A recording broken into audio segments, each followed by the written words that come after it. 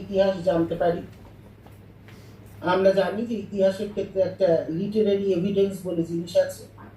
Literary evidence মানে লিখিত প্রামাণ্য দলিল বা নথি, এবং সেটা একটা খুব বড় অঙ্গ আমাদের। এবং এক অর্থে আমাদের সবকিছুই আমাদের পুরনো ইতিহাসের অন্তর্গত,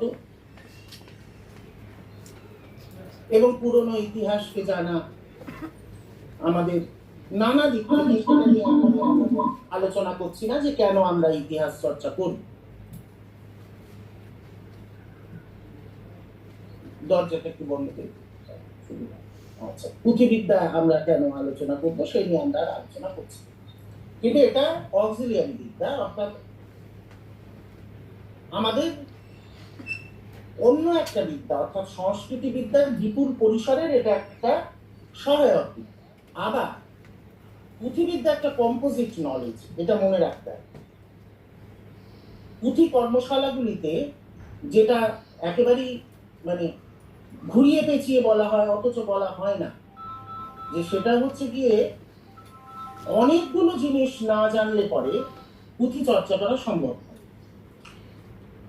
যেমন ইতিহাস সব থেকে বেশি করে জানতে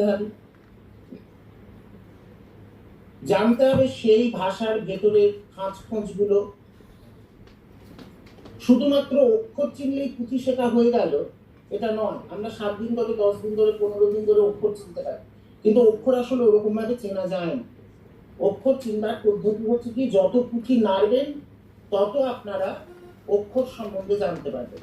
তার কারণ অক্ষরের কত রকম পার্থক্য হতে পারে। অক্ষরের পার্থক্য হতে পারে সময় থেকে সময়ের বদল হয়ে যেতে পারে, সময় থেকে সময়ের বদল হয়ে যেতে পারে।